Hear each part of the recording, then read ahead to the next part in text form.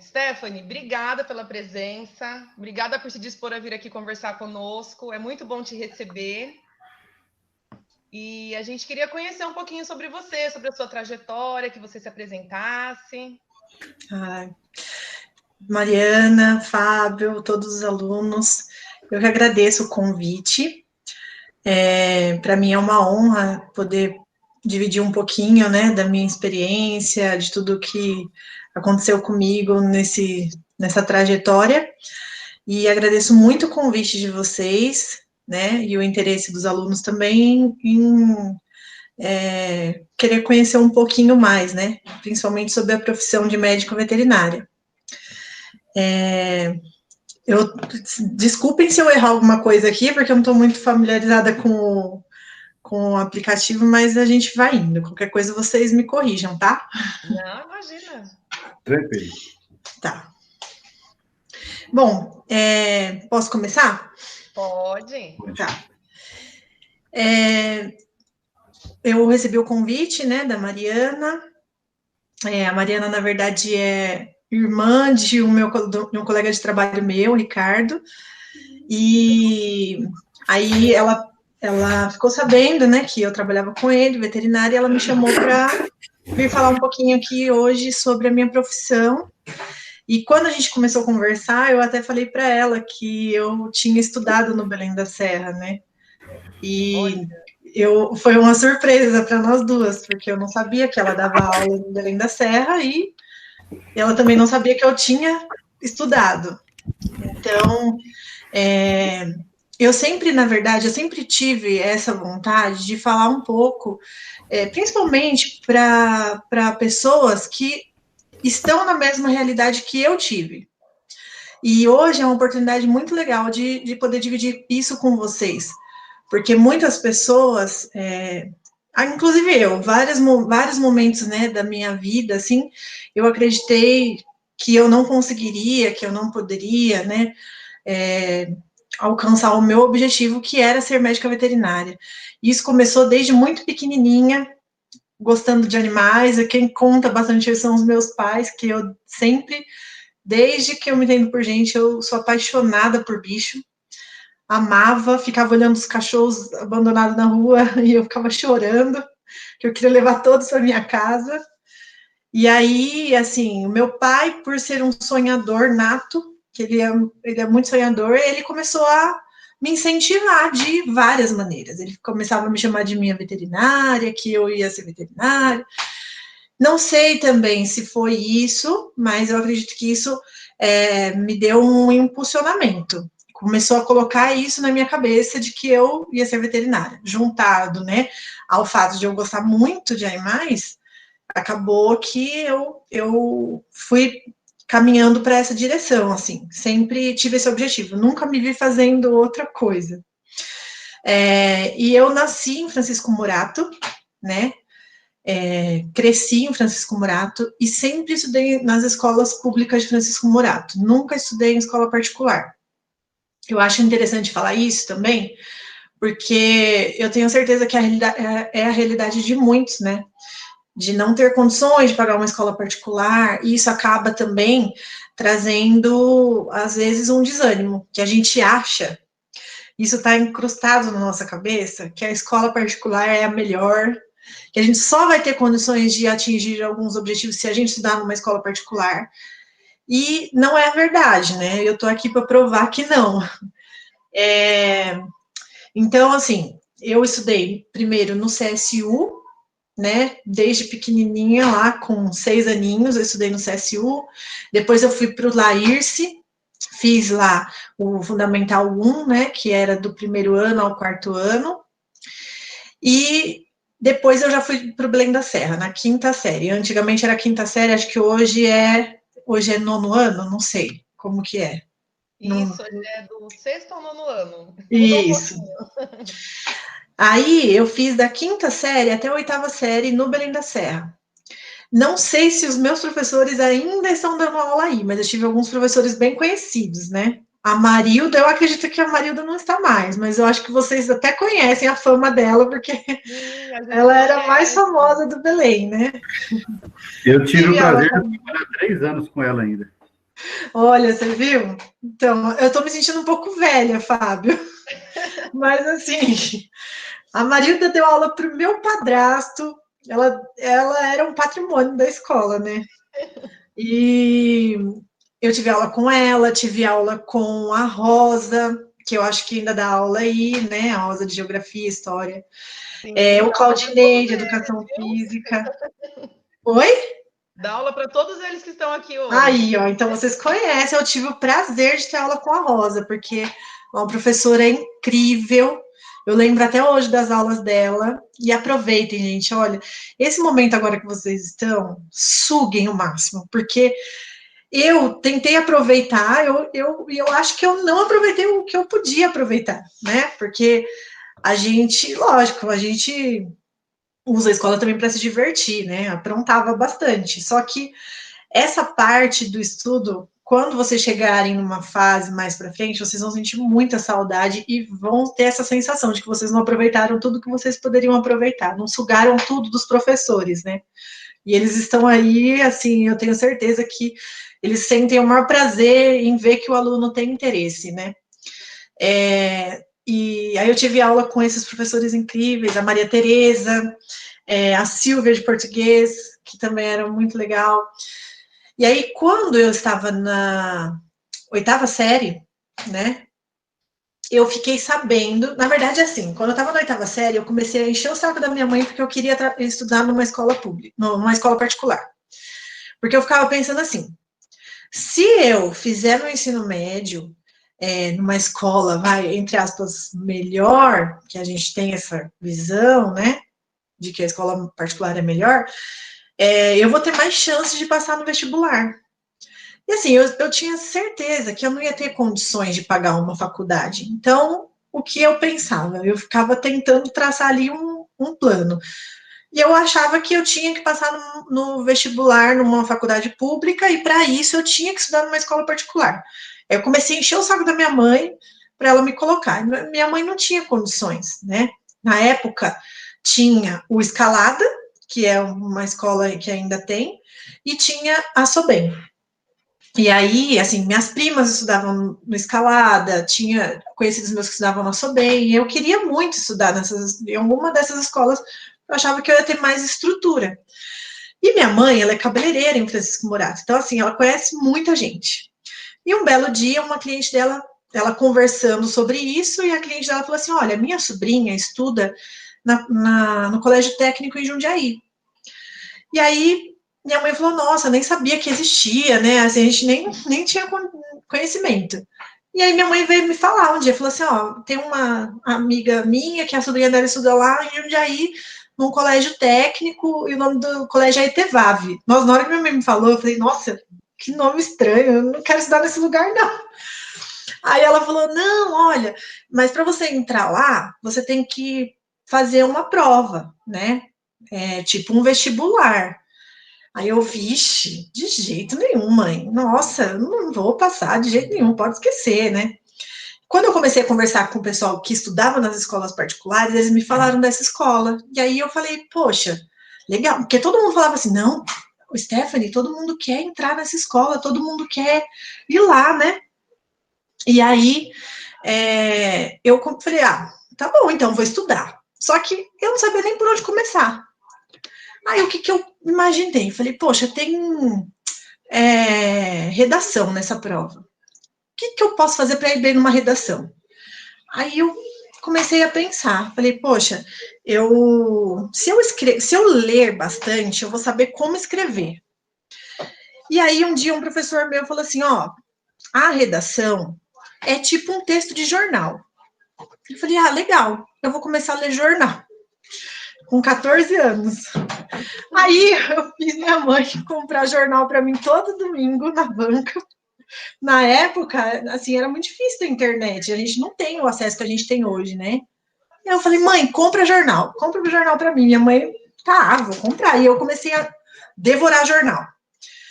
E aí me ajudou muito, porque o texto dissertativo, né, que é o texto que tem no jornal, é o texto que cai na redação. Então eu comecei a ver como que eu poderia criar um texto. Você começa a ver a estrutura, começo, meio e fim, né, a coerência, tudo. E aí eu fui fazer a prova só lendo o jornal. Eu lembro que no dia que eu cheguei lá, que a prova foi em Jundiaí, né, na hora que minha mãe me deixou na porta, assim, eu vi um monte de van chegando das escolas particulares, lotadas. E era colégio Senembi, objetivo, não sei o quê, e nossa, eu fiquei assim olhando, falei, meu Deus, o que eu tô fazendo aqui? Nossa, eu me senti perdida. Mas eu fui fazer a prova. Fiz a prova, eu fui a última a sair da sala, minha mãe me esperando lá fora. Aí quando eu saí, eu lembro até hoje, eu virei pra minha mãe e falei assim, mãe, eu não passei. Pode ter certeza, eu não passei. Minha mãe, mas por quê? Eu falei, não passei, não tem condições, né? O pessoal, todo mundo de escola particular, eu não vou.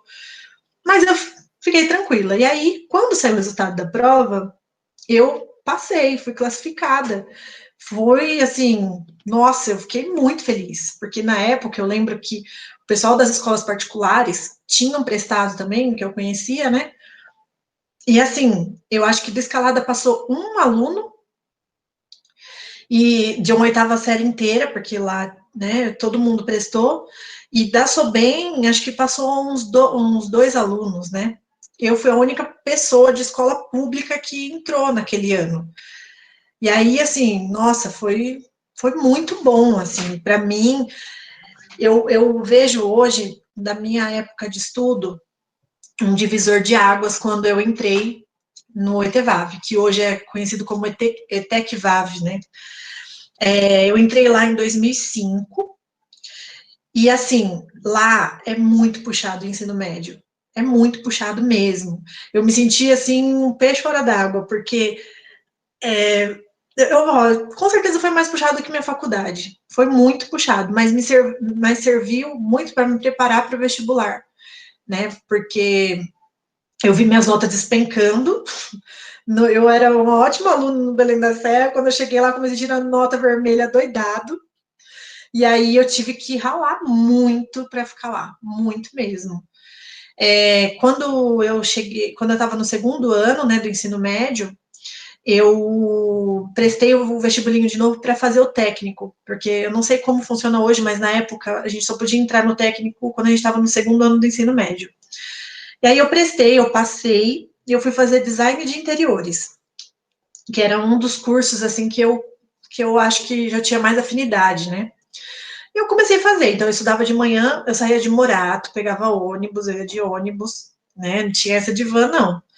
Pegava o ônibus, a gente passou muita dificuldade, porque na época não tinha ETEC em Franco da Rocha e nem em Morato. Então o pessoal vinha de Franco. E assim, o ônibus ia lotado de aluno do ETEVAV. A gente se encontrava, então a gente criou uma turma, e a gente passava muito perrengue, assim. Ó, é um capítulo à parte que um dia eu conto, porque é muito legal. Mas a gente passou muito perrengue. E aí eu chegava na escola, né? Era umas 7h20 mais ou menos que a aula começava, ficava na parte da manhã e à tarde eu tinha o técnico. Era puxado, gente, porque a gente fica muito cansado, né? Imagina estudar o dia inteiro, depois ter que fazer uma viagem para casa de novo para, né? E aí eu lembro que eu comecei a ter muita dificuldade, mais dificuldade do que eu já tinha, porque quando eu comecei a me adaptar ao ensino médio, eu entrei no técnico. E aí eu comecei a ter muita dificuldade. E uma coisa legal que tinha lá era o orientador, que é um professor. E ele percebeu que minhas notas estavam caindo, e ele me chamou para conversar. Ele falou assim, Stephanie, olha, o que você pretende fazer? Você pretende seguir na carreira de designer? Aí eu falei, não. Aí ele, mas o que você pretende fazer? Eu falei, eu quero fazer veterinária. Ele falou, olha, mas por que você está fazendo design? Eu falei, porque eu queria ter um trabalho que me ajudasse a pagar a faculdade. Aí ele falou, tá, mas vamos pensar então de outra forma. Se você se dedicar ao seu ensino médio e talvez fazer um cursinho pré-vestibular, alguma coisa assim, e você pegar firme no vestibular, você não acha melhor do que você tentar fazer o técnico e acabar largando um pouco mão do vestibular para você trabalhar? E aí ele me orientou. Eu falei, verdade. Só que assim, eu ficava com medo de largar o técnico, minha mãe, assim, né? A gente fica com um pouco de receio de decepcionar. Aí eu falei para minha mãe, mãe, eu vou parar o técnico. Assim, muita gente queria fazer, mas eu decidi parar porque eu quis focar no vestibular. Aí eu parei o técnico, né? Tranquei a matrícula do técnico e entrei num cursinho pré-vestibular em Morato, no IDES. Eu nem sei se tem mais. Mas aí o que eu fazia? Eu estudava de manhã, vinha para casa e à noite eu ia para o cursinho. Eu fiz um ano disso, no ano de 2007 todo, né? E o IDES também, gente, me ajudou muito, muito. Eu agradeço tanto, tanto aos professores, porque assim, era um cursinho comunitário, a gente praticamente não pagava, né? Mas os professores eram excelentes. E aí eles, nossa, eu suguei o máximo que eu pude também, né? De pré-vestibular, assim, estudei, ralei bastante. E aí eu tenho até uma parte engraçada, porque assim, eu, nesse meio tempo, eu falei, bom, minha meta é passar numa faculdade pública, tá. Mas a nota de corte para veterinária é altíssima. Não sei também hoje, mas na época era assim, abaixo de medicina era veterinário. Então, a nota de corte para esse tipo de curso, né, é muito alta. E aí eu falei, bom, eu preciso de um plano B. O que eu vou fazer se não der certo o vestibular nas faculdades públicas? Aí eu conheci uma pessoa que ela fazia faculdade com desconto do Sem Terra. Eu não sei se vocês lembram disso, nem sei se tem mais hoje também. Aí ela me falou: olha, Stephanie, tem para veterinária lá na UNG, que é com desconto tal. Acho que pagava metade do valor, não sei como que funcionava. Aí eu falei: vou atrás disso. Gente, eu fui nas reuniões do Sem Terra, lá em São Paulo. Eu lembro até hoje, era um galpão enorme. Gente, tava tão calor que aquelas cadeiras de plástico, elas abriam, assim, juro. Eu passei cada uma e eu fiquei lá, firme e forte, aguentando, porque eu queria fazer a faculdade de todo jeito. E eu fui nas reuniões. Eu fui, depois eles começaram a fazer em Morata e facilitou um pouco, e eu continuei. Eu falei, isso daqui é meu plano B. Se não der certo, eu vou para essa parte. E aí, assim, ralar para pagar a faculdade, né? Porque mesmo que com desconto, assim, a faculdade de veterinária é muito cara. Qualquer material, qualquer livro que você vai comprar é um investimento, né? É caro. Mas aí, bom, chegou a época do vestibular, comecei a prestar, e eu não fui muito bem nas faculdades públicas, né? Eu atingia uma nota que daria para entrar em outros cursos. Veterinária, não. E aí bom, o que me resta? Na época, o Enem, ele não é como é hoje, que é um sistema integrado, né? Que você presta e ele serve para várias faculdades. O Enem, ele só possibilitava a gente conseguir um desconto do ProUni. E aí você podia ter bolsa de 50% e financiar o restante, ou você tinha bolsa de 100%, que era mais difícil. Eu falei, tá bom, vou prestar o Enem e eu quero ir muito bem no Enem. Foquei no Enem e eu prestei. A minha nota do Enem foi 80%. Na época, era por porcentagem, né? Eu acho que hoje mudou. Mas a redação, eu tirei 90% na redação. E aí, isso fez toda a diferença. Eu vi que eu tinha tirado uma nota bem razoável, assim, que dava, né? E eu fiquei bem feliz. Fiquei com esperança, mas não larguei aquele plano B lá, não. E continuei. Bom, aí você tinha que fazer a inscrição, você tinha 5 opções de cursos, né? Se você fosse tentar o ProUni. Você poderia escolher os cursos diferentes, né? Ou você poderia escolher o mesmo curso em faculdades diferentes. E aí eu escolhi os 5 opções veterinária. E aí eu fui escolhendo várias faculdades. E aí, assim, as 2 últimas opções eram Jaguariúna e Marília, que era mais longe. Quando saiu o resultado do ProUni, eu passei na quarta opção, Jaguariúna, com uma bolsa de 100%. Nossa, foi muito, assim, eu lembro da sensação hoje, sabe? Eu acho que eu nunca ganhei na Mega Sena, mas acho que a sensação é bem parecida, assim, porque eu vi a possibilidade do meu sonho de se concretizar mesmo. Ali eu vi, porque até então, gente, na minha vida, assim, né, eu encontrei pessoas que andavam comigo e que eu vi que acabaram desviando, assim, o foco, ou até mesmo as pessoas não tinham foco, porque acreditavam que não ia conseguir. E isso, se você tentar olhar para essas pessoas, você acaba desanimando, assim. Você acha que você não vai mesmo conseguir, né?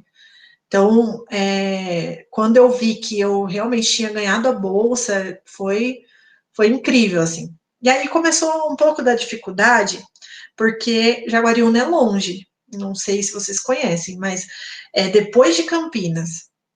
Então, de Francisco Morato para Jaguariúna, era em torno de 2 horas e meia, mais ou menos, de viagem de carro, né? Se for de transporte público, é muito mais. Nem tem, na verdade, você teria que pegar um ônibus e tudo mais. Pega o trem Morato, né? E aí eu fiquei muito feliz, daí o dilema foi ir para Jaguariúna, porque eu tinha 18 anos, minha mãe é aquela mãe muito coruja, protetora. Aí ela, não, a gente tem que arrumar uma alternativa, não dá para você ir morar lá. E já meu pai, que eles são separados, meu pai queria muito que eu fosse morar lá. Então começou aquela divergência. E eu, com 18 anos, o que eu ia escolher, né? Eu ia querer muito morar sozinha. E aí eu falei, não, eu vou, bati o pé. Meu pai falou, não, eu te ajudo, já que não vai pagar a faculdade, a gente vê lá. E aí a gente foi para Jaguariúna e eu aluguei uma kitnet lá. Era um cômodo, assim, com banheirinho. E eu falei, tá ótimo, é aqui que eu vou morar e eu vou fazer faculdade. Nossa, tava me sentindo, né? Independente. E aí eu fui fazer faculdade lá. Entrei em 2008 na faculdade de Jaguariúna. Para quem não conhece, né, a faculdade de Jaguariúna é referência nacional em grandes animais, que são cavalos, bois, né, atendimento desse tipo de animal. E quando eu entrei na faculdade, eu queria muito trabalhar com cavalo, era o meu sonho. Só que assim, eu só montava de vez em quando o cavalo. Nunca tratei desses animais, nunca tive experiência em cuidados, né? Mas eu quero trabalhar com cavalo, porque eu acho maravilhoso. E aí fui.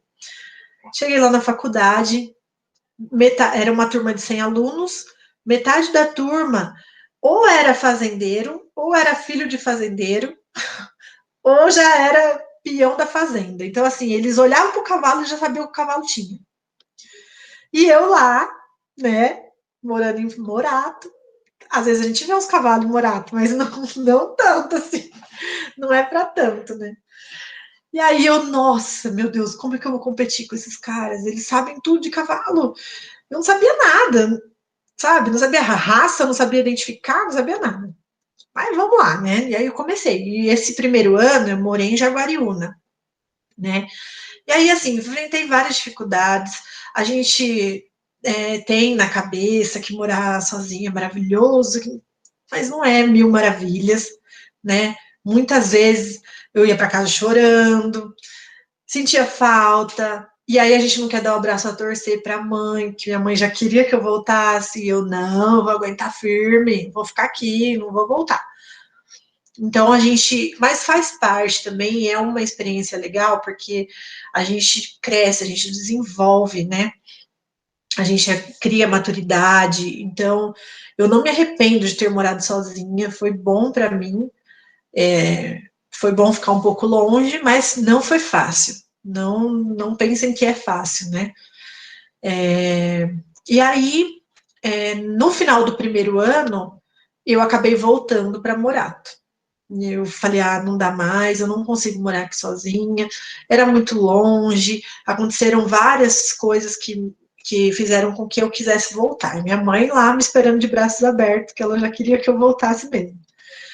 Só que aí eu enfrentei a dificuldade de ir e voltar todos os dias. No segundo ano da faculdade, eu me vi tendo que fazer essa viagem, né, diária. Então, eu pegava o trem em Francisco Morato, por volta das 5h30 da manhã, olha só, tinha que acordar bem cedo. Ia para Jundiaí, chegava em Jundiaí, tinha uma van que ia para Jaguariúna. Então, eu era a primeira a entrar na van e, na volta, a última a sair da van. Então, assim, eu demorava quase 6 horas por dia dentro de um transporte para ir para a faculdade e voltar. Eu chegava muito cansada, muito. E a faculdade é puxada, né? Porque você tem que fazer em 5 anos,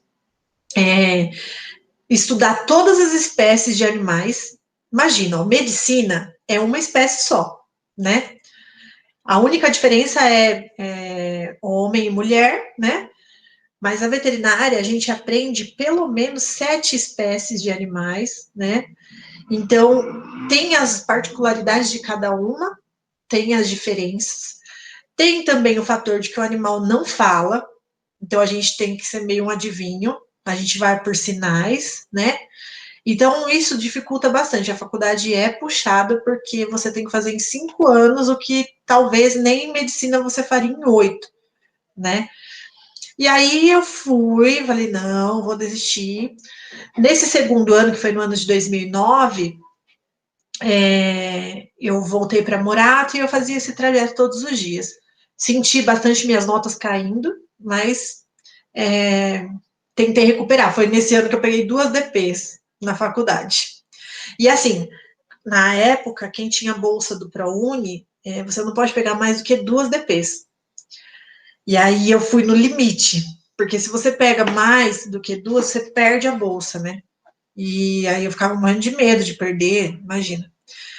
Bom, só por curiosidade, os alunos do curso normal, que eram meus colegas, eles pagavam em torno de R$ 1.500 por mês da faculdade. Isso de mensalidade, fora os outros gastos. Eu não paguei um centavo no meu curso inteiro. Tanto que, assim, eu só sabia o valor porque eu perguntava para alguém, mas eu não paguei. Não paguei nada, assim, né? E aí, continuei. No ano de 2010, que eu estava no terceiro ano, eu casei. E, assim, é um fator importante, porque, assim, a sua vida particular tem que estar mais ou menos andando no mesmo ritmo, porque influencia demais. Então, eu tinha medo, um pouco de receio disso interferir, né? O fato de eu casar. Eu casei muito nova, eu casei com 20 anos. Mas, assim, eu não senti dificuldade. Eu acho que o que iria interferir seria se eu tivesse um filho, talvez, né? Mas aí, em 2010, eu casei e continuei a faculdade. Só que em 2010 aconteceu também algo interessante. A faculdade passou a ser período integral por 2 dias na semana. E eu estava morando em Morato. Então, o que acontecia? Eu ia de manhã com a van, ficava lá, e a van voltava ao meio-dia. E eu ficava na faculdade. E aí, gente, foi nessa época foi complicado, porque a faculdade de Jaguariúna fica numa rodovia. O ônibus vai para Campinas, então eu tinha que pegar um ônibus para ir para Campinas, de Campinas para Jundiaí. De Jundiaí, da rodoviária de Jundiaí, eu pegava outro ônibus para ir para o terminal central, para eu ir para o terminal da Vila Ares, que é onde pega o trem. E aí eu pegava o trem. Então eram 5 conduções. E no outro dia de manhã eu tinha que ir para a faculdade de novo. Então, assim, pensem, nossa, olha, eu não sei como. Hoje eu vejo assim, meu, não tem explicação. Se você tem força de vontade, você consegue, mas é difícil, gente. Não é fácil, não é fácil. E aí eu fiquei 2 anos tendo essas aulas, né, integral. Por isso que, assim, também, o fato de você ganhar uma bolsa ajuda demais. Só que não é tudo. Porque você, imagina, se eu não tivesse alguém ali para me ajudar, né, para me dar um apoio, eu não ia conseguir, porque eu não podia trabalhar. Onde que eu ia achar um emprego que eu trabalhava só 2 vezes na semana e à tarde para sair 10 horas da noite? Não, eu não ia achar, né? Então, o que que eu fazia nessa época? Lembrem que eu falei que minha mãe é cabeleireira?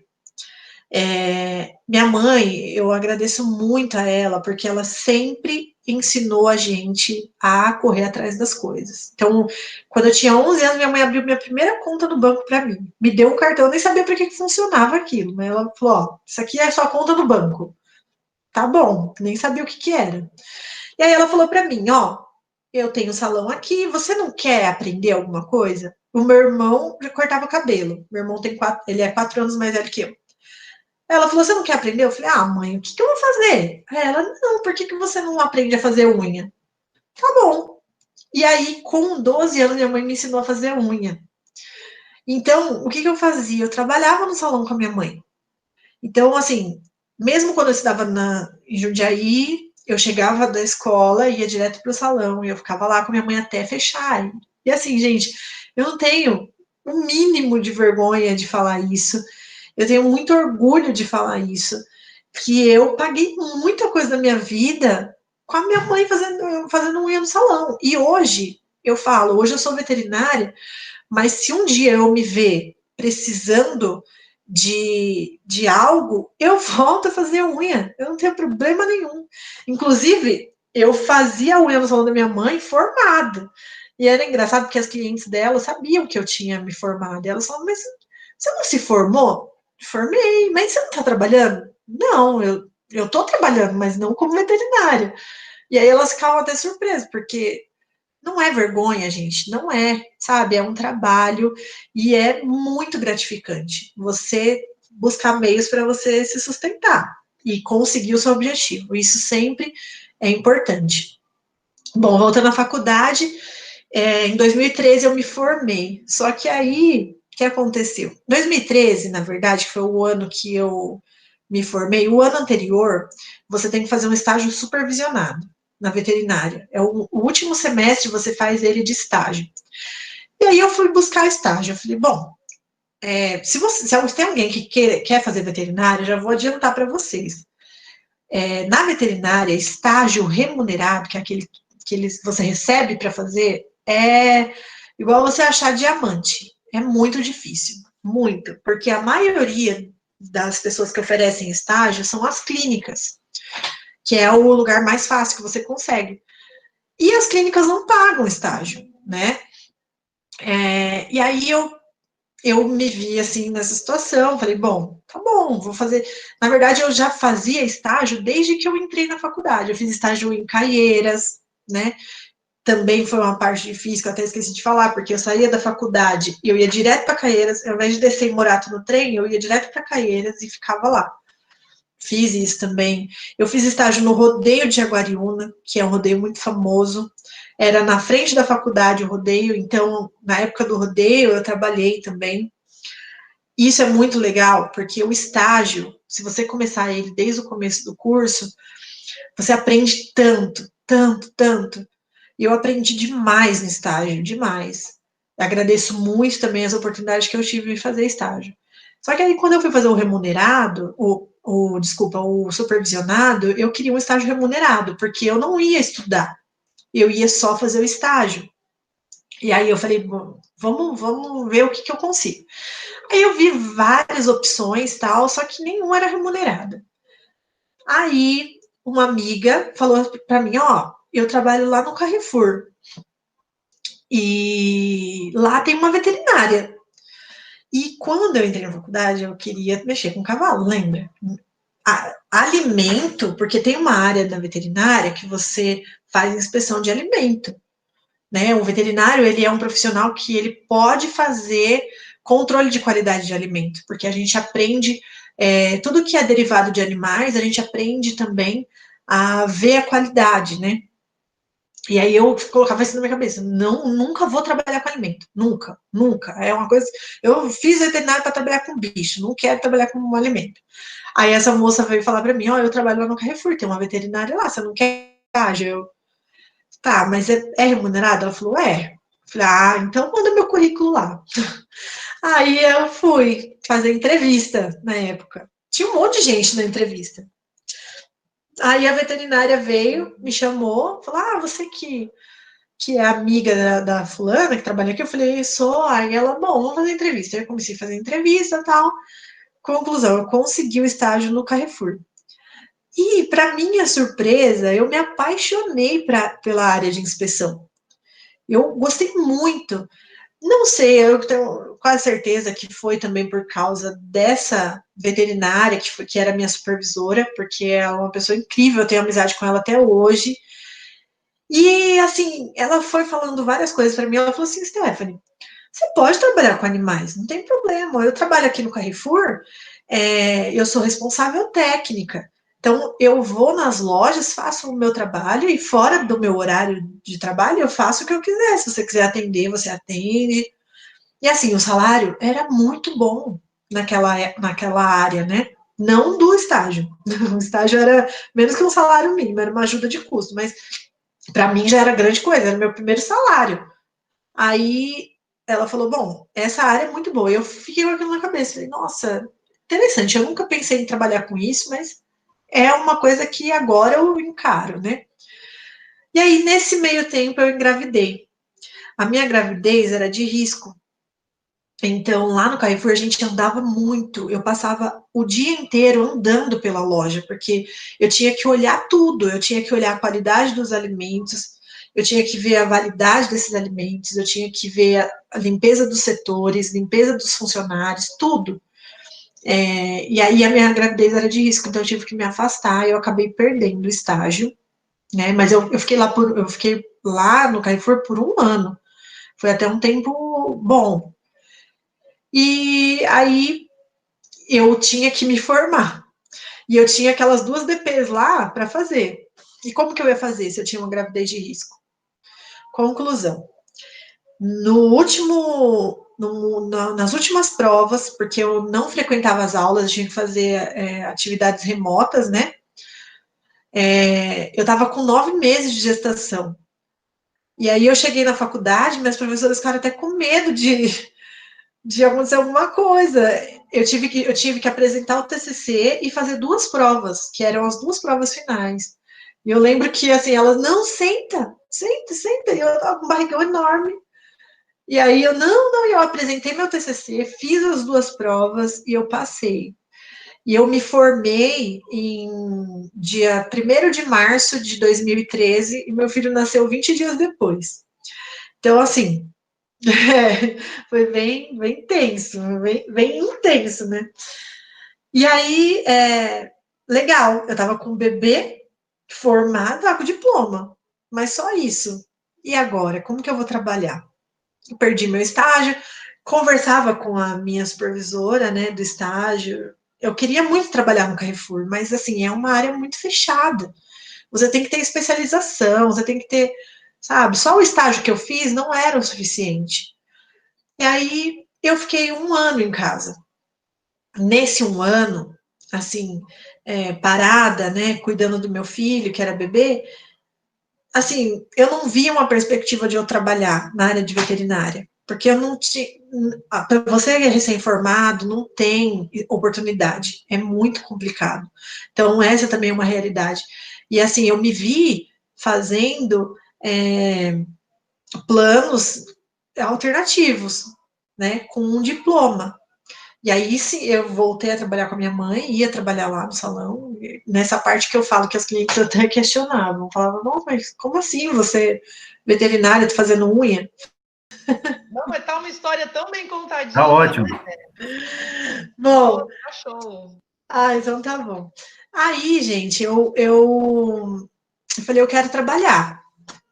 Não vou achar emprego na veterinária, então o que eu vou fazer? Na época, meus tios eram professores nas escolas de Morato. Aí meu tio falou assim: olha, com o seu currículo, você consegue dar aula na escola estadual. Aí eu: como assim? Aí ele: não, você pode dar aula de biologia, você pode dar aula de ciências. Aí eu: não, como, gente? Aí ele: não, você pode, vai lá na Secretaria de Ensino, Delegacia de Ensino, e leva seu currículo lá. Eu: tá bom, né? Eu fui, eu jurava, eu tinha certeza que eu não ia. Como que eu vou dar aula a veterinária vai dar aula? Tá bom. Nem pedagogia não tinha. Tá, fui lá, chegou lá, eles analisaram o meu currículo, eles falaram, não, você pode dar aula de ciências. Eu, caramba, não tô acreditando. Tá bom. E aí, na época, tinha vagas emergenciais. E eu fui na atribuição. Gente, eu nunca imaginei que eu ia numa atribuição de aula. E eu fui, com a cara e com a coragem. E lá, e assim, o pessoal brigando pelas aulas boas, né? E eu, se aparecer uma aula de ciências, aí eu vou. E, gente, eu morava na frente da escola do Rosas. Não sei se vocês conhecem, tem o prédio da Caixa ali, né? Eu morava ali. E aí, sabe, surgiu acho que eram 6 aulas, mais ou menos, de ciências na escola do Rosas. Aí eu, essas mesmo que eu vou pegar. E era uma substituição de um professor, né? Então, assim, eles falaram para mim, pode ser que esse professor volte e você tenha que devolver as aulas. Mas tudo bem. Fui, gente. Nossa, eu lembro do meu primeiro dia, eu cheguei na escola, assim, meu Deus, o que eu tô fazendo aqui? Meu Deus, não sei nem por onde começar, como é que eu vou dar aula, gente? Aí peguei o material e fui, só que era na frente da minha casa. Então, o que eu fiz? Coloquei meu filho na creche, já tinha 1 aninho, e fui dar aula. E aí, assim, cheguei no primeiro dia, eu peguei os 6º anos e os 7º, tudo adolescente. E aí, eu lembro que um professor me encontrou, ele falou, você é nova? Eu falei, sou. Ele, mas você vai professor do quê? Ciências. Ele, que legal. Aí a gente começou a conversar, e quando eu falei que eu era veterinária, ele arregalou o olho para mim. Ele disse, você é veterinária? Eu sou. Ele, você percebe que a pessoa ficou meio assim, sabe? O que essa merda tá fazendo aqui? Mas tá bom. E eu entrei na sala, gente, era o pior 6º ano da escola. Pior. Ninguém conseguia dar aula. Ninguém conseguia dar aula. E aí eu já fui com aquele, né? Falei, nossa, eu vter que arrumar uma alternativa aqui de dominar esses alunos. E eu fiquei 1 ano dando aula. E foi a experiência mais incrível que eu tive, porque primeiro que eu nunca imaginei que eu iria dar aula, segundo que eu tive que me adaptar demais, eu tive que encontrar formas de fazer isso, né? Eu estudei bastante. E no fim do ano, eu fiquei muito feliz, porque os meus alunos, eles queriam que eu continuasse, né? E isso foi muito bom para mim, assim, eu falei, nossa, eu fiz alguma coisa certa, se eles querem que eu continue é porque eu fiz algo certo. E assim, também não me arrependo de ter dado aula, foi uma experiência incrível, faria de novo, né, não tem problema nenhum também, mas vários profissionais que trabalhavam comigo me olhavam torto, porque falava, era como se eu estivesse roubando uma vaga ali, gente. Eles encaravam dessa forma, né? O que essa mulher fazendo aqui? A veterinária, tá dando aula? Nada a ver. Mas tive dificuldades também com os alunos, teve casos até de agressão dentro da sala de aula. Um aluno agrediu a inspetora na minha aula, imagina. Então, assim, eu enfrentei várias coisas, assim, mas agradeço muito também a esse período, foi muito legal. E aí, quando eu estava no final desse ano, que eu dei aula, que foi 2014, uma escola profissionalizante de Francisco Morato me chamou para dar aula de auxiliar de veterinário. Para quem não conhece, esse é um curso livre que chama, né? É um curso, tipo um curso profissionalizante. Só que assim, essa área de auxiliar de veterinária é muito nova ainda na veterinária, né? Geralmente o veterinário que tem a clínica, ele não investe nesse tipo de mão de obra, ele faz tudo. Ele coloca lá uma recepcionista e ele trabalha no consultório. Mas, assim, cada vez mais tem crescido essa área de auxiliar. E aí eu falei, beleza, já estou acostumada a dar aula, vou lá dar aula de auxiliar, né? E aí fui. E eu fiquei um tempo nessa escola dando aula. Gostei muito também, porque era totalmente diferente da escola. Uma vez que os alunos que estão ali, eles têm esse interesse de eles investiram, né, naquele curso e eles querem aprender. E aí, beleza, fui dar aula, gostei também. E uma das minhas alunas trabalhava numa clínica veterinária. Daí ela me indicou, falou, você quer fazer uns plantões? Essa clínica tem até hoje, chama Vet Vilas Boas, ela é em Morato, não sei se vocês conhecem. Você não quer ir lá trabalhar? Eu falei, vou sim. Aí ela, tá, eu fui fazer plantão. Gente, eu só tinha a experiência dos estágios. Então, assim, eu morria de medo de ter que pegar a veia de um cachorro, porque eu não tinha experiência. E nos estágios, a única vez que eu tentei, eu não consegui. Então, eu falei, nossa, olha, pode me aparecer tudo nesse plantão, menos um cachorro para eu pegar a veia, para fazer medicação na veia. Ó, acho que o terceiro paciente que eu fui atender foi um cachorro que eu tinha que fazer medicação na veia. E lá eu não tinha ninguém, era eu. Nos estágios tinha um veterinário, se eu não conseguisse, ele fazia. E aí? Ai, meu Deus, olha. E a tremedeira, era um nervoso. Meu Deus, e eu não posso deixar o cliente perceber que eu não sei fazer isso. Porque, né, eu tenho que passar credibilidade, eu sou a profissional aqui, vamos lá. E, ai, meu Deus, e eu, coitado daquele cachorro, eu furei ele várias vezes, não consegui. E eu, nossa, meu, mas foi, sabe, foi. No fim, foi. Eu, ai, graças a Deus. E aí você percebe que você só consegue fazer as coisas na prática mesmo, não tem receita mágica, não adianta você ler um livro, não adianta você ver vídeo, é a prática. E ninguém nasce sabendo, né? E aí eu fiquei nessa clínica também por um tempo. Aconteceu uma coisa bem chata assim no curso que eu dava aula, porque a escola fechou sem avisar ninguém, nem eu sabia, né? E eu também quero contar esse capítulo para vocês, porque na nossa vida profissional, que eu estava iniciando minha vida profissional, né? Às vezes a gente confia nas pessoas. E nós que somos profissionais, a gente tem que tomar muito cuidado, porque tem certas coisas que pode acabar com a nossa vida profissional e às vezes nem é uma coisa que você quis, né? Foi o que aconteceu nessa escola. A dona fechou a escola. Olha, para vocês terem noção, eu dava aula de sábado à noite lá. Então, eu saía da clínica e ia para lá dar aula. Eu cheguei com o meu computadorzinho lá na escola. Cheguei lá, os meus alunos estavam tudo na escada. Eu, gente, o que aconteceu? A escola tá fechada. Eu falei, não, mas como assim? Aí eles, não, tá fechada. Eu fui lá.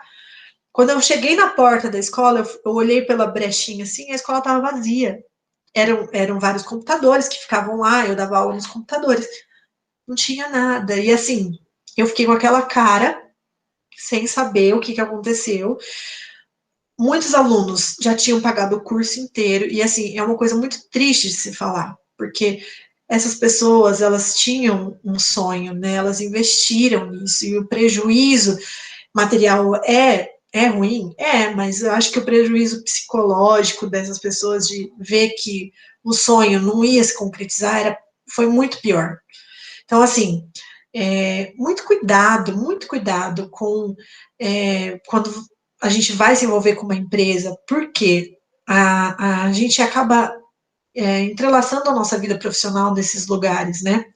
Lógico que quando a gente é recém-formado, a gente não tem muita opção, mas, assim, principalmente na área da veterinária, tem lugares, assim, que a gente chama até de, desculpa o termo, mas é prostituição da profissão, porque o veterinário, ele acaba aceitando um salário abaixo, muito abaixo do que ele deveria ganhar, até abaixo de profissões básicas que não exigem nenhum estudo, né? E a gente acaba aceitando porque a gente se vê numa situação que a gente precisa ter experiência e a gente precisa de dinheiro, a gente precisa sobreviver, né?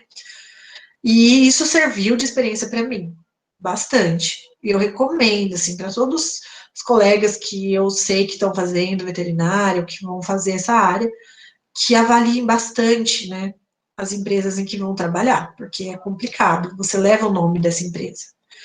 Bom, e aí eu continuei na clínica, depois desse episódio aí do curso, e eu trabalhei na clínica de 2014 até 2017, eu era responsável técnica. Como que funciona? O responsável técnico, ele responde pelo estabelecimento. Então, assim, a parte técnica, que seria todo o cuidado dos animais, toda a higiene do local, o uso de medicamentos, tudo certinho. Eu tinha que fazer tudo, inclusive a documentação do comércio da clínica, né? Eu tinha que tomar cuidado com tudo, eu tinha que verificar se estava tudo certo. Tinha a inspeção sanitária, a vigilância sanitária vai nas clínicas, né, para verificar. E eu lembro que a dona da clínica, ela tinha bastante medo, assim, quando chegava a vigilância, nossa, era um evento, e aí ela ficava me cobrando para estar tudo certo, e eu tinha aquele medo, né. Bom, quando eu estava trabalhando lá, também aconteceram coisas agradáveis, e a gente, na nossa vida profissional, é assim, a gente tem altos e baixos, a gente enfrenta dificuldades. Eu, por exemplo, a minha maior dificuldade não era com os animais, mas era com os proprietários e com a proprietária da clínica, porque eu falo até hoje, eu prefiro lidar com os animais do que com algumas pessoas, só que na faculdade a gente não se prepara para isso, né? A gente tem que saber lidar com as pessoas também. O proprietário do animal, ele é parte fundamental, é ele que vai fazer o tratamento, é ele que vai cuidar desse animal, então a gente precisa dele, a gente precisa criar um vínculo com ele, por mais difícil que seja. Eu já ouvi diversas coisas na minha rotina de clínica. Teve uma senhora que, na hora que ela entrou no consultório, ela deu de cara comigo, ela falou, eu não quero passar meu cachorro com você, não tem outro veterinário? E eu, gente, o que aconteceu? Eu não conheço a senhora. Aí ela, não, é porque você não tem experiência nenhuma. Eu quero um veterinário mais experiente. Aí eu, tá bom, né? Tudo bem, a senhora tem todo direito. Aí ela, não, eu falei assim, ó, eu tenho um amigo para indicar. E aí eu indiquei um colega, né? Não vou citar nomes. E aí ela foi nesse colega.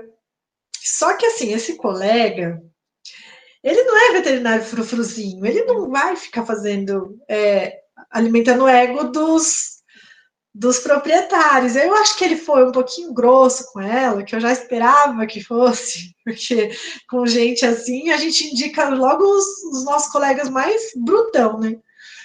E ela voltou. Aí ela, porque eu não gostei. Eu não gostei, e eu falei, mas a senhora não queria um veterinário mais experiente? Ela, não, quero passar com você mesmo. E eu fiquei super feliz, porque ela aceitou passar comigo, o cachorrinho, né? E assim, a gente tem que ter esse jogo de cintura, porque o proprietário, ele faz parte, né, da nossa profissão, ele faz parte ali do nosso trabalho. E o proprietário da clínica também. Então, para quem não abre uma clínica logo de cara, que foi o meu caso, eu não tinha condições, né? A gente tem que saber lidar, tem que ter esse jogo de cintura. Né? Eu tinha outros colegas que trabalhavam comigo que eram, assim, não digo nem arrogante, mas elas tinham outra personalidade. Então, quando alguém falava alguma coisa, por exemplo, a dona da clínica questionava alguma coisa, ela já virava e falava, quem é a veterinária aqui? Sou eu, não é você. E eu nunca tive essa postura. Eu acho que, assim, respeito e você cabe bem em todo lugar. Então, eu nunca quis tomar essa postura. Eu já vi vários profissionais fazendo isso. A gente até sofre, porque bonzinho, né, às vezes a gente se ferra. Mas eu sempre preferi agir dessa forma, do que querer me crescer. E uma vez na faculdade, um professor falou uma coisa que eu guardo até hoje comigo. Ele falou assim para mim, olha, nunca despreze o conhecimento do peão da fazenda, que ele era o professor de cavalos, né? E ele falou assim para mim, ele com certeza ele sabe mais do que você. Você tem um diploma. Você tem um diploma de veterinário. Ele tem conhecimento. Então, nunca chega na fazenda querendo falar que você é o veterinário, que você... Deixa o peão da fazenda falar com você, escuta o que ele tem para falar e dá importância para ele. E isso a gente pode levar para todas as áreas, não é só na veterinária. Então, qualquer lugar que a gente vá, qualquer empresa, qualquer área que a gente vá seguir, escuta aquela pessoa que está ali há mais tempo que você, que tem mais experiência, que às vezes não tem um diploma, não tem uma formação, mas ela tem muito mais experiência, né? Isso é muito importante. Eu levo isso muito fiel, assim, comigo, né? Serviu muito na minha vida. Bom, e aí em 2017 eu saí da clínica porque eu fui chamada para trabalhar na prefeitura. E assim, era um sonho para mim, era um objetivo enorme. E hoje eu trabalho na prefeitura de Francisco Morato. Eu sou a veterinária. Eu trabalho na vigilância em saúde, né? A vigilância em saúde ela é dividida em vários setores, que é a vigilância sanitária, a vigilância epidemiológica, o controle de vetores e, mais atualmente, a zoonose. Por que eu falo mais atual? Porque a cidade de Francisco Morato não tinha uma unidade de vigilância em zoonose. As zoonoses são doenças, né, que passam dos animais para os seres humanos e vice-versa. E, assim, poucas cidades no estado de São Paulo podem contar com uma unidade de vigilância de zoonoses. Nós temos em torno de 600 municípios, mais ou menos 200 só tem uma unidade de vigilância de zoonoses. E hoje Francisco Morato tem. Quando eu entrei lá, né, em 2017, eu lembro que foi uma das coisas assim que as pessoas mais falavam para mim. Ah, Morato nunca vai ter. Principalmente alguns funcionários que já estavam lá há muito tempo, que já passaram por várias gestões, né? Falavam, não, várias pessoas já prometeram que ia ter, e. Ah, Stephanie, ó, esquece, nunca vai ter, não. E aí eu falava, poxa, mas será mesmo que nunca vai ter, gente? Não vamos desacreditar assim, né? E aí, até o Ricardo, irmão da Mariana, me ajudou, a gente fez o planejamento lá da zoonose e tudo, e saiu esse ano, inaugurou a unidade de vigilância de zoonose. Antes, a gente fazia essas ações, né, porque são ações de vigilância. A gente recebe uma notificação de que tem um caso de zoonose na cidade, a gente faz a investigação, coleta material para poder fazer o diagnóstico, né? E a gente tem que acompanhar o animal ou a pessoa que tenha essa doença. Exemplos de doenças que são zoonose: a raiva, a leishmaniose, a leptospirose, que é aquela doença que é transmitida através do rato, né? Então, são doenças que são zoonose. E aí, a gente fazia isso, só que a gente não tinha um setor próprio, então a gente adaptava. Eu não tinha uma sala para fazer coleta, eu não tinha um espaço físico, né? E hoje a gente tem, é muito legal. Então, assim, lá o meu trabalho na vigilância, eu sou meio multifator, eu faço um pouquinho de tudo. Então, na vigilância sanitária, o que o veterinário faz na vigilância sanitária? Ele faz inspeção. Antigamente, as clínicas veterinárias precisavam de licença da vigilância sanitária. Então, é um documento, né? A vigilância vai lá, ela faz uma inspeção no local e tem que estar tudo certinho para ela liberar esse documento, que é a licença sanitária. Hoje, as clínicas não precisam mais desse documento. Então, antes, o veterinário fazia basicamente isso.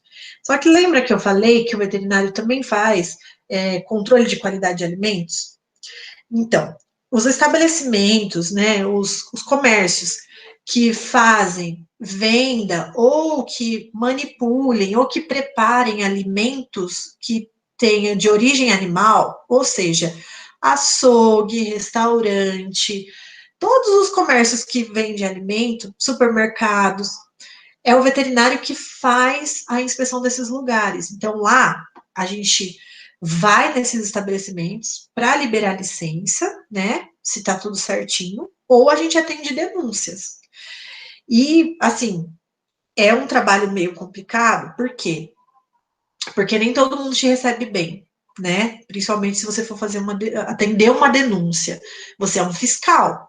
Você tem um certo poder, que a gente chama até de poder de polícia. Por quê? Porque o dono do estabelecimento, da loja, do comércio, ele não precisa permitir que a vigilância entre. A gente entra. A gente tem esse poder, né? Então, mesmo que a pessoa não permita, a gente vai, entra e a gente fiscaliza. E muitas vezes a gente acaba lacrando, né? A gente fecha esse estabelecimento até que ele se regularize. E é uma situação complicada, a gente tem que saber lidar com isso, né? Porque as pessoas também não têm muita informação e acaba sendo, às vezes, um pouco complicado. Assim, às vezes a gente tem que ter um auxílio de polícia para estar junto, para nossa segurança, né? Já tiveram várias inspeções que a gente teve que contar com isso, né, em Francisco Morato, e a gente faz a inspeção de todos os comércios. Eu acompanho também os outros fiscais que fazem outros estabelecimentos, tipo farmácia, hospital, todos esses locais são inspecionados pela vigilância. Lá na epidemiológica, na vigilância epidemiológica, eu cuido mais das zoonoses. Então, a vigilância de zoonoses faz parte da vigilância epidemiológica, né? Então, o que a gente fazia antes que agora mudou? A gente fazia aquelas campanhas de vacinação dos animais no município. Provavelmente vocês já devem ter visto. No mês de agosto, a gente montava vários pontos da cidade e a gente fazia a vacinação. Então, eu coordenava essas equipes. Aí eu montava, né, todas as equipes, a gente montava junto lá e eu supervisionava todo o trabalho de vacinação. Hoje, com a nossa unidade de vigilância de zoonose, a gente está fazendo a vacinação lá. Então, é o ano todo, né? Você pode levar o seu animalzinho, o cão ou o gato, e faz a vacina lá. Então, hoje a gente não está trabalhando mais com campanhas. No controle de vetores. O controle de vetores também é uma atribuição do veterinário, porque trabalha com vetores que transmitem doenças, né? A gente, vou ser muito sincera, na faculdade a gente não aprende tanta coisa a respeito disso, mas é um trabalho que o veterinário também auxilia. Lá é feito todo o monitoramento de dengue e de todas as doenças transmitidas por mosquitos ou qualquer outro vetor, carrapato, mexe um pouquinho com animais peçonhentos, escorpiões, cobras, né? Então, a gente faz essa parte também. E, assim, é um trabalho muito legal, né? Eu sou muito...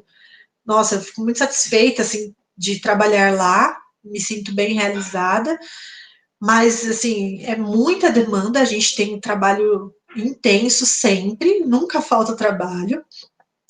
Tem também o serviço de recolha de grandes animais aqui no município, que é para recolher cavalos, né? Que está funcionando também já há algum tempo.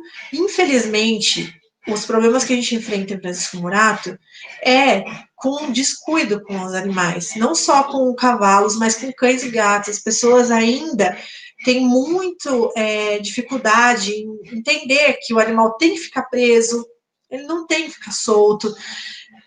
Muitas pessoas falam, mas eu só solto meu cachorro um pouquinho, ele só vai ali na rua e ele já volta. Gente, o cachorro, ele é igual uma criança, ele não tem responsabilidade nenhuma para sair sozinho, ele não tem responsabilidade.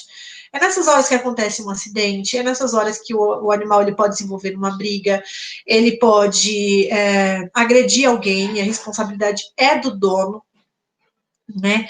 Então, assim, a gente tem que tentar mudar esse pensamento, né? Isso envolve a posse responsável dos animais, que também é uma coisa que a gente trabalha.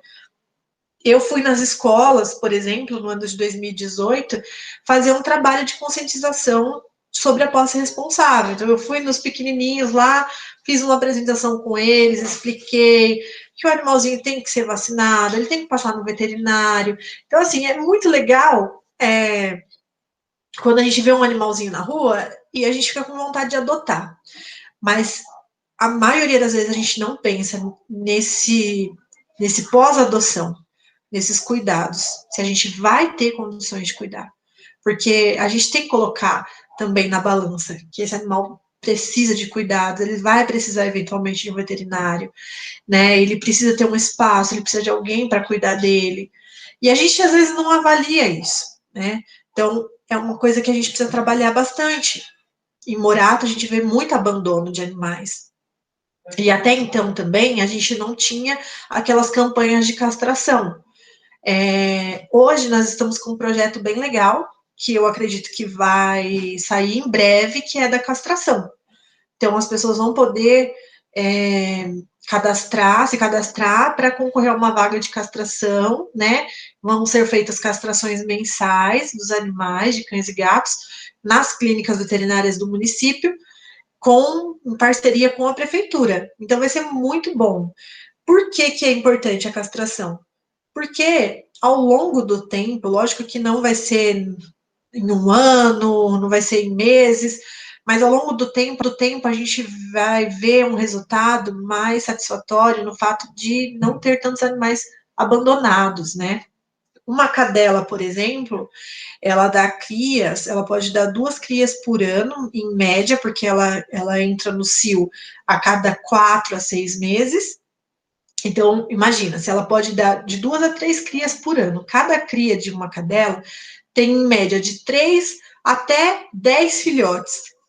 São 30 animais abandonados na rua, né? Se essa cadela não for castrada e ela for uma cadela de rua.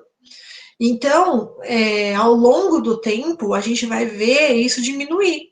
É muito importante a castração. Além de castrado, os animais vão ser microchipados. Então, a gente vai ter uma pessoa responsável por esse animal. Se ele for encontrado na rua, solto, ou acontecer qualquer coisa, ele tendo microchip, a gente consegue encontrar o proprietário.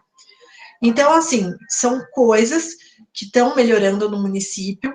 Eu até falei numa reunião recentemente que eu participei, que, assim, eu fico muito feliz de saber que eu morei em Francisco Morato, eu nasci em Francisco Morato, eu morei, eu constituí família, eu cresci, estudei nas escolas de Morato, e hoje eu trabalho no município e eu faço o que eu sempre sonhei em fazer, que é ser veterinária, e eu vejo o progresso, né? Tô vendo que está andando essa parte. A gente fica muito feliz de saber, eu me sinto realizada profissionalmente nessa parte. Então, assim, tem as dificuldades, tem. A gente tem que sempre se manter atualizado, isso é uma coisa importante em qualquer profissão, né? Hoje vocês têm uma facilidade maior, porque todo mundo tem acesso à internet, informação a gente tem demais, a gente tem muitas facilidades hoje. Então, assim, busquem, né? Busquem. E assim, também, não deixe que ninguém fale que não é possível. Eu sou a prova viva de que é possível. E eu sempre falo isso para as pessoas, porque eu enfrentei muitas dificuldades, enfrentei várias vezes vontade de desistir, achar que eu não conseguiria. E hoje é muito legal vir falar isso para vocês, que independente da sua realidade, né, independente das dificuldades que você tenha, se você tiver um objetivo, e você focar no seu objetivo, e você traçar uma meta, até mesmo, gente, põe no papel, a gente precisa, tem pessoas que precisam ver aquilo, sabe? Coloca uma meta, tipo, escreve no papel mesmo o que você quer e como você vai fazer para você atingir aquilo, procura alternativas, né? Não é impossível, não é. Hoje eu falo com toda certeza. Tem que, sabe, tem que ter o objetivo. O objetivo é a parte mais importante. Ele é mais importante do que a condição de conseguir. Porque com o objetivo, você consegue analisar as condições que você tem para você conseguir aquilo que você quer. Então, o primeiro passo é você ter esse objetivo. Aliás, antes do objetivo, você tem que sonhar, né? Você tem que querer, você tem que saber o que você quer. Depois você vai ter o seu objetivo. E aí, a partir daí, você vai buscar condições de conseguir aquilo que você quer. Eu não fiz curso de coach, tá? Mas eu falo isso porque é uma coisa que eu usei para minha vida, né? E que deu certo. Não sei se daria certo para todos, mas é uma coisa que eu posso falar que é possível. Então, não desistam mesmo, sabe? Você quer ser médico, que muita gente acha impossível. Meu, busca, sabe?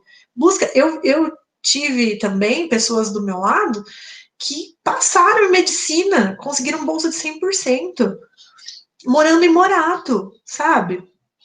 Então, meu, você consegue, não é impossível.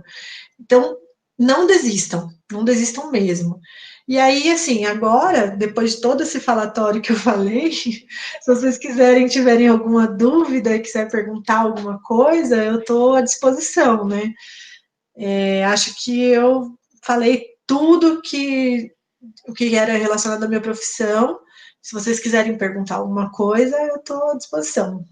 Olha, Stephanie, acho que o principal que a gente tem que falar é um muito obrigada, porque assim, a sua trajetória é muito bonita, é uma trajetória inspiradora, é realmente assim uma história de vida que eu acho que nossos alunos tiveram o prazer de ouvir hoje, nós também, né, Fábio? Inspira a gente também. E assim, é muito bonito de ver a sua história e o jeito como você conta, assim, com amor mesmo, sabe? Obrigada, Mariana. E realmente, assim, é uma história de vida muito bonita, Stephanie. Chega a emocionar Obrigada. até. A Obrigada. Nicole colocou aqui um comentário, né, de que está muito legal a sua história, que é uma motivação para todos. A Stephanie também colocou que adorou a sua história. E aí Que ela fez legal. uma pergunta aqui no chat, que é assim, se você teve notícia de algum dos alunos do curso que conseguiu se tornar veterinário, acho daquele curso onde você ministrava aulas. Olha, os meus alunos, eu tenho contato com alguns. Na verdade, eles faziam o curso de auxiliar de veterinário, mas para trabalhar em clínicas mesmo. Poucos deles tinham o objetivo de se tornar um veterinário. E alguns deles que eu tenho contato, eles trabalham hoje em clínicas, né? Na época que começou esse negócio do curso de auxiliar, eles tinham muita dificuldade de encontrar trabalho, porque, como eu disse, é muito difícil, né, um veterinário investir num profissional que vai ser auxiliar. Hoje não, hoje eu acho que já está bem mais tranquilo nesse sentido, mas alguns eu sei que eles conseguiram sim, de se inserir no trabalho, né? E a Gabriela Vieira mandou que amou a sua história também. Obrigada, A Karina Gabriela. mandou que gostou muito, parabéns, né, pela sua Obrigada, trajetória Karina. que você conquistou até aqui. E a Pamela fez uma pergunta que, na verdade, você já respondeu, né, sobre quais foram as dificuldades que você encontrou trabalhando na área. Sim, depende muito, Pamela, da sua área de atuação. A veterinária, ela tem diversas áreas que a gente nem imagina, assim, até quando a gente está no curso, a gente não imagina que um veterinário pode fazer o que ele, né?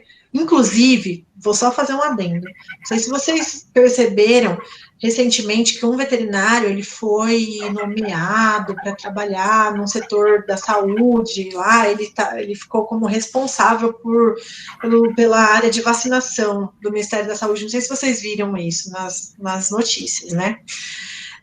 Aí ficou mó climão assim nas redes sociais, porque gente falando, nossa, de tantas pessoas tinha que ser um veterinário para cuidar de humanos?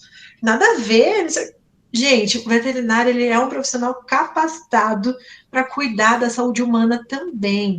Inclusive, existe um veterinário cuidando de você e você nem sabe.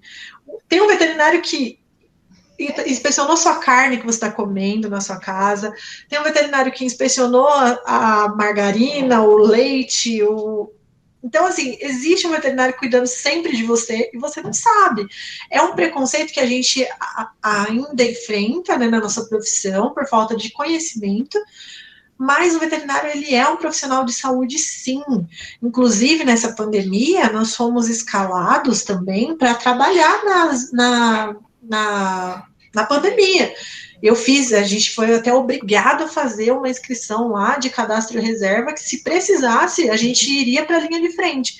Assim, lógico, óbvio que nós não iríamos aplicar medicação, nada. Isso é reservado para médicos humanos. Só que nós temos capacidade de coordenar, de de fazer planejamento e tudo na área de saúde humana, sim. Tá? Então, veterinário pode trabalhar em laboratório, ele pode trabalhar com reprodução animal, ele pode trabalhar com inspeção de alimentos, em clínica, assim, uma infinidade de áreas que às vezes a gente nem conhece. Perfeito. Aí a Nicole Melo mandou que está gostando muito da sua história. Nicole, aliás, obrigada. a Daniele mandou que estou gostando muito da história dela. Obrigada, Daniele. Uma pergunta, só para a gente encerrar, para não estourar tanto horário, qual o caso de animal que você achou mais complicado de trabalhar até hoje? Olha, a coisa mais difícil que tem na nossa profissão é a eutanásia. A eutanásia é o sacrifício, né, dos animais, conhecido como eutanásia, porque eutanásia quer dizer morte sem dor. Então, assim, é uma dificuldade que eu tenho muito, eu acho que a maioria dos veterinários enfrenta isso, inclusive a área da veterinária é uma área que enfrenta dificuldades muito com depressão por causa desses fatores, né? Por isso que eu falo assim, hoje eu falo assim, vai começar a veterinária, você tem que gostar de animal, tá, beleza, mas você não pode gostar muito, porque se você gostar muito, você vai sofrer muito. E eu sofri muito, porque eu me deparei com vários casos em que eu tive que tomar uma decisão para o bem-estar do animal, para evitar o sofrimento, e que eu tive que sacrificá-lo. Eu sei que a gente está um pouquinho estourado, mas eu vou só falar de um caso que foi muito marcante, assim, para mim. Aliás, 2 casos que foram em Francisco Morato mesmo, eu atendia na clínica, e eu não sei se vocês já viram, mas tem não é nem uma doença, né? Uma coisa que afeta os animais, que é a bicheira, conhecido como bicheira, mas o nome técnico é miíase, né? Que o que acontece? O animal ele tem um ferimento, a mosca vai, pousa nesse ferimento e ela coloca os ovos. Esses ovos se tornam larvas que comem literalmente a pele do animal, né? E elas vão crescendo, se desenvolvendo e elas vão cada vez mais aprofundando aquele ferimento.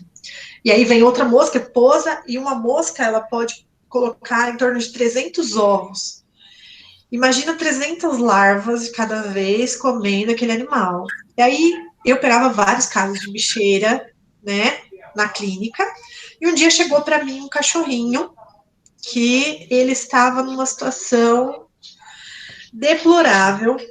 As larvas tinham atingido o tímpano dele, já tinha chegado no crânio. E aí, quando eu vi aquele animal, eu falei, meu Deus, o que eu vou fazer? E a proprietária falou assim, eu trouxe, porque eu falei... E é sempre assim, começou ontem, nunca, sabe? A pessoa nunca admite que já faz dias que tá daquela forma. E aí eu falei, bom, eu vou ter que tomar uma decisão agora, porque a bicheira em si, ela não é uma doença que justifica a gente fazer uma eutanásia, porque as doenças que justificam a gente fazer uma eutanásia é aquela doença que não tem tratamento, né, um câncer, estado terminal, essas coisas. Mas a situação que aquele animal estava, porque eu tinha 2 opções, ou eu tratava ele, e o tratamento é tirar todas as larvas que estavam ali, fazer uma limpeza minuciosa, fazer antibiótico, várias medicações, e eu precisava que o dono cuidasse desse animal 24 horas, porque se outra mosca pousa naquele ferimento, né, ele vai ter bicheira novamente. E a mosca, ela vem pelo cheiro, então se o proprietário não limpa, se o proprietário não cuidasse, ele ia aparecer lá na semana seguinte com o animal cheio de bicho de novo. E aí eu pensei, se essa pessoa deixou esse animal chegar nesse ponto, ela não vai cuidar. Não vai. Então, eu olhei para o animal com dor no coração e eu decidi por fazer eutanásia. Por quê? Porque aquele animal ia sofrer. Eu poderia fazer o tratamento, mas ele ia sofrer, porque eu sei que aquela pessoa não ia cuidar, entendeu? Então, eu tive que fazer a eutanásia. E, assim, as situações mais difíceis da minha profissão foi isso, nesse sentido, de você ter que optar pela eutanásia. Quando o animal está num estado final, que você sabe que realmente não tem tratamento, você faz com o coração tranquilo, porque você sabe que você tentou tudo. Agora, quando você sabe que é por maus tratos, que é por descuido, sabe? É muito triste você se deparar com essas situações, assim. E você acaba adquirindo, assim, não digo nem frieza, mas você cria um bloqueio, que é uma autoproteção do seu estado emocional. E você tem que saber lidar com essas situações. Também é muito importante o seu psicológico estar firme, né, para situações desse tipo. Sim. Aí entra o comentário da Sara, né? Nossa, muito corajosa a senhora. Obrigada, Sara. Obrigada. Stephanie, eu gostaria de agradecer muito a sua participação. Me vi muito nas suas falas, porque o meu sonho é fazer veterinária ainda, eu fiz biologia. Fábio, faça! Não fiz na época por condições financeiras mesmo, que não tinha como bancar um alojamento, coisa do tipo, mas amo a profissão, amo. Que legal. Eu vim da zona rural, minha vida inteira foi no sítio, sempre cuidando de animais, e é uma profissão assim que tem um orgulho muito grande, eu amo essa profissão. Não perca a esperança, que ainda dá tempo. Nunca é tarde. Ainda dá tempo, ainda vou te ver como colega de profissão ainda. Se Deus quiser. A Nicole mandou que foi incrível a aula. Stephanie, Obrigada, Nicole. Que a gente tem mesmo é essa, que foi incrível. Obrigada. Obrigada. Que bom. Agora aula nota 1000. Que bom que vocês gostaram. Que legal. O interessante é, nas suas falas, sem querer, você acabou entrando numa coisa que nós trabalhamos na escola, que é dentro do período integral, que é a questão do sonho, que é o projeto de vida deles. Você falou tudinho que está sendo trabalhado com eles desde o... Olha, eu nem sabia, mas é algo que é importante, a gente tem que ter essa motivação, né? E ouvir de alguém que foi lá e viu que deu certo e que conseguiu, é muito bom. Se eu tivesse, talvez, isso na minha época, até para alguns colegas meus que, infelizmente, não digo nem que não tiveram oportunidade, mas eles não tiveram essa motivação. Eu tenho certeza que hoje, vários colegas meus que estudaram comigo no Belém da Serra, eles teriam uma outra realidade na vida deles, porque eles não tiveram essa motivação, né? Então, é muito legal vocês têm essa oportunidade com os professores de vocês, de estarem trabalhando isso, então aproveitem, sabe? Se inspirem mesmo e corram atrás, porque vocês conseguem, com certeza. É isso aí. A Karina mandou, obrigada pela aula, parabéns, que Deus te abençoe sempre. Obrigada, Karina.